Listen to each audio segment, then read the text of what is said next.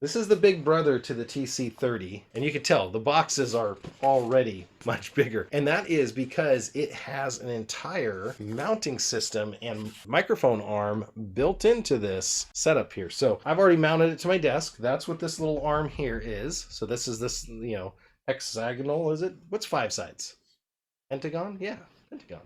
So this pentagonal, check this thing out. This has got 3 arms here, double spring, all the way up to the front here. But let me get it hooked up and I'll start to pick up some audio from it because you're going to notice a distinct difference in my voice. So again, Tonor, thank you again, Tonor, for sending this out. They include all of the stuff you're seeing here. Assembly is super simple on this one, by the way. So on this one, when you go to assemble it, all you have to do is screw the cylinder, this is the microphone body itself, to the shock mount. Now the shock mount's got the integrated stuff, so you see how it moves separately, and then you screw that to the boom arm here. The boom arm is going to have a warning label on it because it is under tension. Now it's not going to knock your teeth out, but it is under some pressure here because it counterweights this. So what's cool about it is I can bring this around anywhere that I need to. Now I'll show you why that's important. So if you're running your stream in OBS like I was talking about earlier, maybe the view that I'm looking for in my OBS, I want the microphone to just be over here, kind of out of the way, or maybe I want it in front of my face.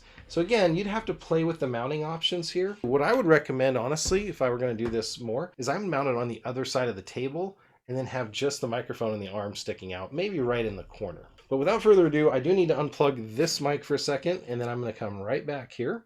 You're listening to me right now on the TC40, which I'm sure sounds wonderful. So again, this is the TC40, which is an upgrade from the TC30. Now, a couple things that are different about it right off the bat. It has a gain control. So I'm keeping my OBS maxed out. And then if I need to get a little bit louder for a section of my stream, I can turn the volume up without having to change my volume. If I can turn it down a little bit, maybe I'm getting super excited and I can turn my audio down here right on the unit. So that's pretty cool. There is the windscreen on it. Now, hopefully my voice and vocal pattern went down a little bit when I'm talking. So if I'm talking right now and I turn this, it should get a little bit louder as it's facing me. Big difference on this one is it's a side address microphone now. It also has a metal screen here, and the audio quality as it is right now probably sounds better, probably has more definition. Definitely for me, what I was hearing last night is it has a lot more bass in my voice. A lot of people say, oh, John, you've got a deep voice. I don't think I do. When we all listen to ourselves, we never think we sound good. In this case, everybody likes the way I sound with a condenser microphone. It does have a tendency to pick up noise, so let's go back over to that noise floor.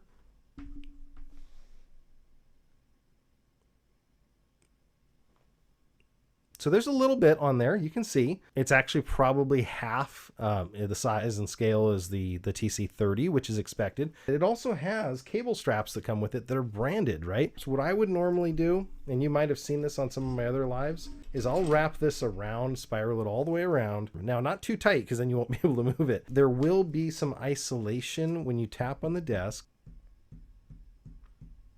So you're getting some. In any of these arms, there's going to be some sound transfer. That's one of the drawbacks to these spring-loaded arms.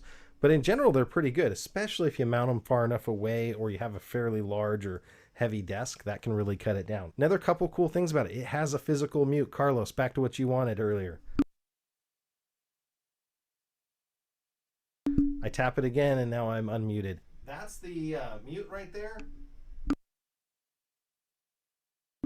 I would have loved if that button was capacitive, believe it or not. And I would have loved if that light was on the button or below the button so I could see it. So that's one little nitpicky item here, but as a streamer, I need to know if I'm on mute or not. So this is the kit right here. And you can see it's going to come with this boom arm, this pentagonal mount with a screw base. It's going to have a USB-A to B connector. The other one is USB-C. Honestly, I like this one because it's a little bit more durable and it definitely has a stronger connection. You could run it without this filter or screen in front of it. Don't run a cone filter and a pop filter as well. That's just not needed. It is fairly portable, I would say, if you're using just the microphone portion of it. And these microphones are great for music. If you've got somebody that's a musician, that's another really important thing. When they say adjust the volume, they actually mean gain here. You can can adjust the gain by using this capability here. We'll come over and talk about that dense mesh screen, as well as these spring-loaded shock mount. You don't usually see a lot of these features together with all those capabilities, and I think it's because Tonor was able to package all of this up as a kit.